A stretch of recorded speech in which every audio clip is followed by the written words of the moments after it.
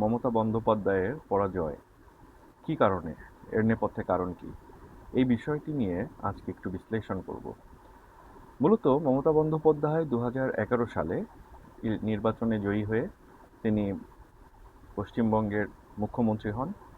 কিন্তু পরবর্তীতে তাকে কেউ পরাজিত করতে পারেনি। অবশেষে এই বছর এই নির্বাচনে তিনি পরাজয় বরণ করলেন। এর পিছনে কারণ কী? মূলত মমতা বন্দ্যোপাধ্যায় পশ্চিমবঙ্গে অত্যন্ত জনপ্রিয় একজন নেত্রী ছিলেন। বাম বলি কিংবা হচ্ছে মধ্যমপন্থী বলি কিংবা হচ্ছে মধ্যমপন্থী ইন এ সেন্স যে বিজেপি যেহেতু একটি ধর্মভিত্তিক রাজনৈতিক দল, অন্যদিকে কংগ্রেস রয়েছে, আবার বাম রয়েছে। তো সেই হিসেবে মমতা বন্দ্যোপাধ্যায়কে মধ্যমপন্থী একজন রাজনীতিবিদ বললে খুব একটা ভুল বলা হবে না। তিনি অত্যন্ত দক্ষতার সাথেই পশ্চিমবঙ্গ চালাচ্ছিলেন শুরুর দিকে। কিন্তু আহ, সমস্যাটা হয়ে যায় যখন তিনি একচেটিয়াভাবে পরপর 2টি নির্বাচনে জয়ী হয়ে যান। আসলে আমার বিশ্লেষণে যেটি দেখা যাচ্ছে সেটি হচ্ছে যে পরপর 3 মেয়াদে ক্ষমতায় থাকা মমতা ব্যানার্জির যে আচরণ, সে আচরণের উপরে একটা বড় ধরনের প্রভাব ফেলেছে। আহ, মমতা ব্যানার্জি তিনি এমনভাবে তার প্রশাসনকে সাজিয়েছিলেন যেটি হচ্ছে অনেকটা স্বৈরাচারী মনোভাবের আহ, যারা রাজনীতিবিদ বা নেতৃস্থানীয় জনপ্রতিনিধি থাকেন তাদের ক্ষেত্রে লক্ষ্য করা যায়।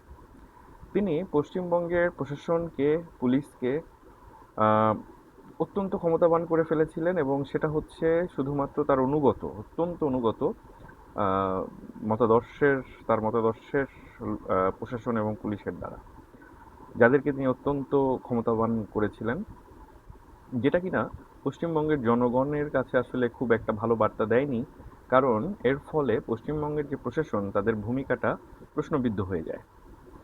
অন্যদিকে মমতা ব্যানার্জি তিনি মুখ্যমন্ত্রী হওয়ার আগ পর্যন্ত তার জীবনযাপন যেরকম ছিল, যেমন তিনি আহ, মাটিতে বসেই আহ, বিভিন্ন দাওয়াতে অংশ নিতেন, তিনি মাটিতে বসেই একসাথে খাবার খেতেন, সাধারণ মানুষের সাথে যেভাবে মিশে যেতেন।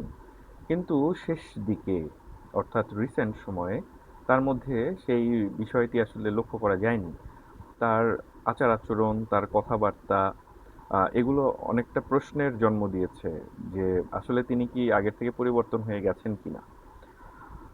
তার মধ্যে এক ধরনের অহমিকা দেখা যাচ্ছিল তার কথাবার্তার মধ্যে, তার আচরণের মধ্যে, যেটা কিনা পশ্চিমবঙ্গের মানুষের কাছে, ভোটারদের কাছে, জনগণের কাছে খুব একটা ভালো লাগেনি, লাগার কথাও না। রাজনীতিবিদরা যখন দীর্ঘদিন ক্ষমতায় থাকেন, তাদের মধ্যে যখন এ ধরনের অহমিকা দেখা যায়, তাদের চালচলন, আচার আচরণ, কথাবার্তায় যখন জনগণ এ ধরনের অহমিকা দেখতে পান, তখন কিন্তু আসলে ফলাফল এমনটাই হয়। এবার এটাও সত্য, দীর্ঘদিন ক্ষমতায় থাকার ফলে রাজনীতিবিদদের মধ্যে এই আচরণটা কেন যেন দেখা যায়। আমাদের দক্ষিণ এশিয়ার মধ্যেই বিশেষ করে বাংলাদেশ, ভারত, পাকিস্তান, হ্যাঁ, বিশ্বের অন্যান্য দেশেও দেখা গেছে, এর আগেও এরকম অনেক হয়েছে। কিন্তু মমতা ব্যানার্জির যে বিষয়টা, তার মতো একজন রুট লেভেলের, যেটা তৃণমূল, তার দলের নামও তৃণমূল এবং তিনি তৃণমূলের মতোই মানুষের সাথে মিশতেন, তৃণমূলের সাথেই মিশতেন। কিন্তু তিনি যখন দীর্ঘদিন ক্ষমতায় থাকার ফলে একটা একচেটিয়া একটি প্রশাসন তৈরি করে ফেলেছিলেন এবং তার আচার আচরণ, কথাবার্তার মধ্যে এক ধরনের অহমিকা দেখা গেছে। তিনি যেখানে ভিজিট করতে গিয়েছিলেন সেখানের সে হাসপাতালের রোগী দেখার সমস্যা হওয়ার ঘটনা তাকে হাসপাতাল কর্তৃপক্ষ, ডাক্তারদের পক্ষ থেকে জানানোর পরে তিনি সে ডাক্তারকে সেখান সেখান থেকে ফিরেই সাথে সাথে বরখাস্ত করেছেন অন্য দায় দিয়ে, সেটাও দেখা গেছে। অনেক ধরনের বিষয় জড়িত আসলে। তো এই বিষয়গুলো সম্ভবত ভোটারদেরকে একটু অন্যভাবে ভাবার, চিন্তা করার জন্য আর কি সুযোগ করে দিয়েছে। মমতা ব্যানার্জি সে ধরনেরই কোনো একটি কারণ, মূলত তার অহংকার, তার স্বৈরাচারী মনোভাব, তার আচার আচরণের যে প্রভাব, এগুলো মানুষের কাছে আসলে খুব একটা ভালো বার্তা দেয়নি। আর বিজেপির যে ব্যাপারটা জয়ের, এটার বিজেপির ভোট বাড়ার পিছনে আসলে বিজেপির যে খুব বেশি কোনো গুণবাচক কোনো কাজ আছে সেটা বলা যাবে না। আহ, বরঞ্চ বিজেপির জনসমর্থন আগের চেয়ে কমেছে। মমতা ব্যানার্জির অদক্ষতা, অহমিকা, অযোগ্যতা, স্বৈরাচারী মনোভাব এবং জনগণের থেকে দূরে সরে যাওয়াটাই বিজেপিকে ভোট পাইয়ে দিয়েছে। অর্থাৎ এন্টি মমতা ভোটটাই বিজেপির কাছে গিয়েছে।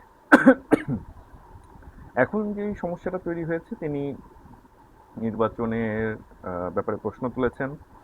তিনি ক্ষমতা ছাড়তে চাচ্ছেন না। না ছাড়তে চাইলে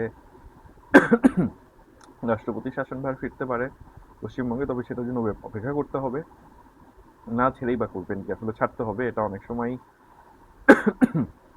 মাঠে থাকা অবস্থায় নির্বাচন পরবর্তী সময় আমরা দেখতে পাই আমাদের এই অঞ্চলে, দক্ষিণাঞ্চলে, দক্ষিণ এশিয়ায়। কিন্তু পরবর্তীতে সেটা তো আসলে ছাড়তেই হয়, যেহেতু আইনের বিষয়। যদি না কোর্ট কোনো হস্তক্ষেপ করে এবং তিনি কোর্টে যান, আদারওয়াইজ ছাড়তেই হবে তাকে ক্ষমতায়। তবে এক্ষেত্রে বিজেপি কাকে পশ্চিমবঙ্গের মুখ্যমন্ত্রীর দায়িত্ব দিবেন সেটাও কিন্তু এখনো ক্লিয়ার না। শুভেন্দু বাবু যিনি আছেন, অধিকারী, শুভেন্দু অধিকারী, তাকে যে দিবেন এটা এখনো নিশ্চিত বলা যাচ্ছে না। He is a good candidate, but BJP কাকে দিবে এটা এখনো নিশ্চিত না। তো যেটা বলছিলাম যে মূলত মমতা ব্যানার্জির অহমিকা, তার স্বৈরাচারী মনোভাব, এগুলো মানুষ থেকে তাকে দূরে সরিয়ে দিয়েছে। মানুষ ভেবেছেন তিনি পরিবর্তন হয়ে গেছেন। এই ভোটগুলোই বিজেপির ভোট বক্সে গিয়েছে এবং মমতার পরাজয় হয়েছে। আর পরবর্তীতে কি